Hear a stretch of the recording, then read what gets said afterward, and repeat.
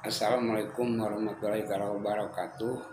Selamat sore ibu-ibu semua yang hadir pada kesempatan ini.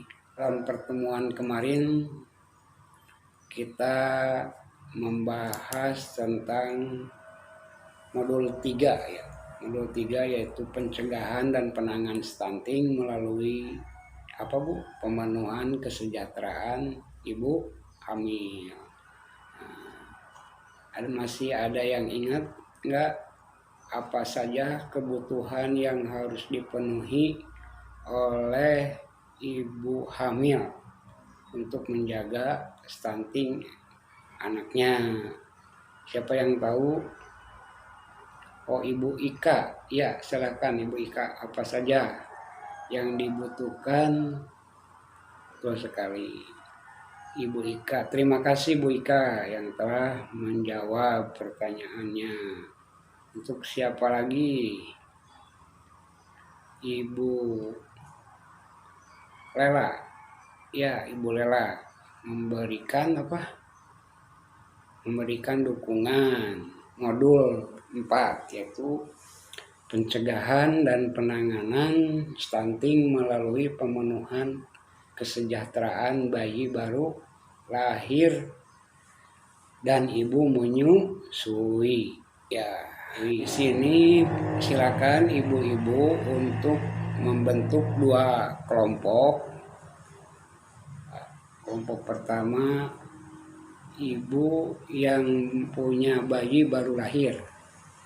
Yang kedua, kelompok kedua ibu yang sedang menyusui.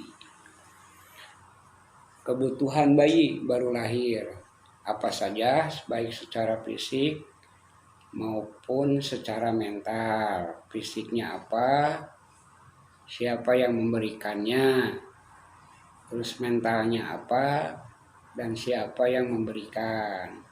Kalau sudah, silakan ibu mengisi kebutuhan-kebutuhan tersebut. Dan yang memberikannya itu siapa? Siapkan 1 orang untuk mempresentasikannya. Aplaus semua, beri aplaus. Ya, selanjutnya kelompok 2, silakan Ibu Lela. Ibu Lela, silakan.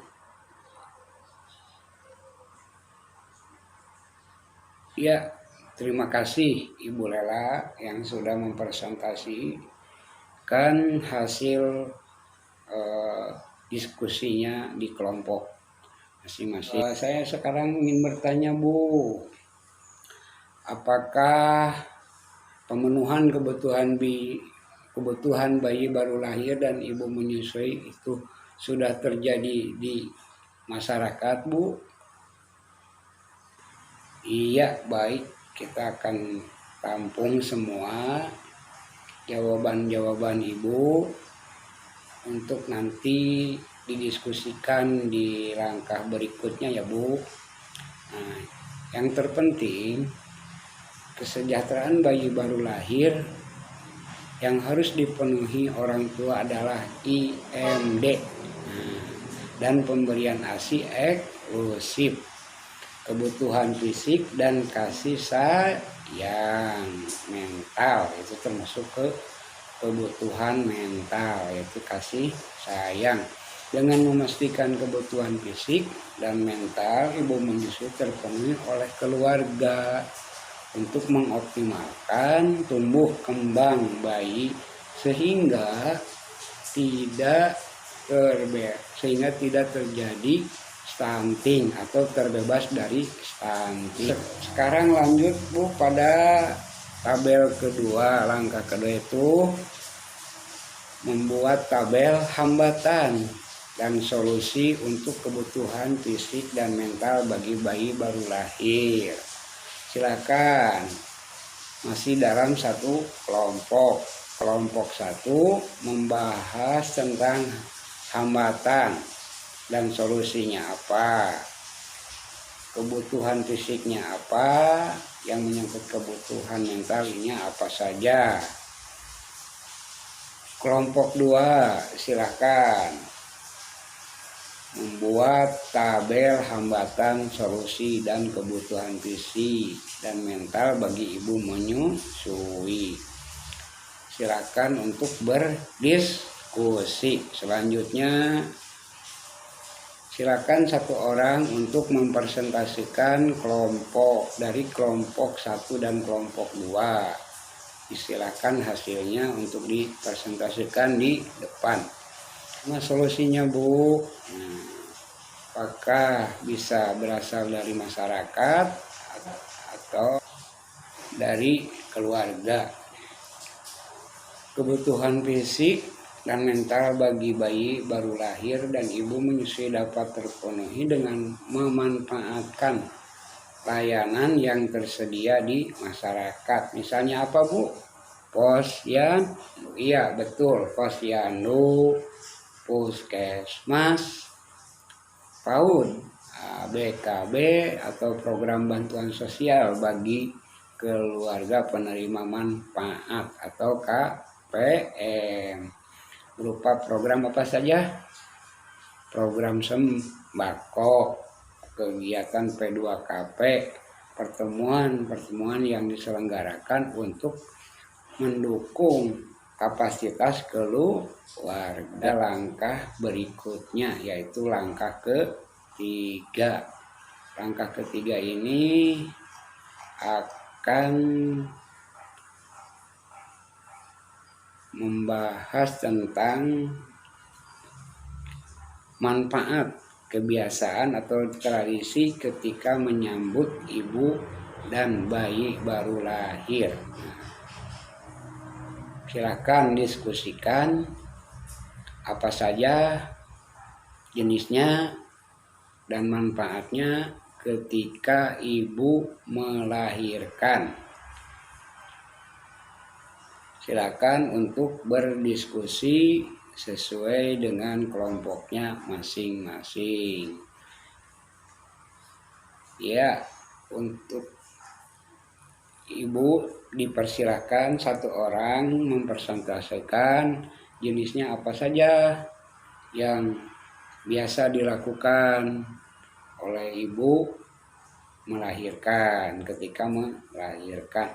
Terima kasih ya Bu untuk kelompok 1 yang sudah memberikan jawabannya dan telah mendiskusikannya, baru mempresentasikan manfaat dan jenis ya kebiasaan ibu hamil. Nah, yang harus diperhatikan oleh ibu semuanya yaitu keluarga dan lingkungan harus bijak memilih tradisi yang dapat mendukung tumbuh kembangnya bayi untuk mencegah stunting. Bentuk dukungan yang bisa diberikan keluarga dan lingkungan secara material, makanan bergizi, peralatan dan perlengkapan bayi, serta ibu menyusui, dan non material itu kasih sayang dan informasi perawatan ibu menyusui. Nanti ibu silakan di keluarganya masing-masing mencoba untuk dipraktekkan terhadap keluarga atau tetangga terdekatnya, dan buatkan rencana yang akan dilakukan ibu di rumah. Silakan nanti buat rencana apa saja yang harus ibu lakukan di rumah yang berhubungan dengan pemenuhan kesejahteraan bayi baru lahir dan ibu menyusui. Nanti dibuat di tabel janji diri dan kertas. Nah, nanti pada pertemuan berikutnya ibu-ibu mengumpulkan tabel janji diri di tiap melalui kelompoknya masing Masih berikutnya ibu harus tetap mengoptimalkan bantuan sosial dari pemerintah seperti apa Bu? Sembako, P2KP itu kan harus dioptimalkan untuk pemenuhan kesejahteraan bayi baru lahir dan ibu menyusui. Jangan sampai bantuan sosial itu dipergunakan bukan ke hal-hal yang tidak diharapkan. Ketika ada permasalahan yang berhubungan dengan stunting, maka silakan ibu untuk meminta bantuan seperti ke puskesmas, ke posyandu, ke pendamping, ke penyuluh kesehatan dan lain-lain. Demikian pertemuan kali ini.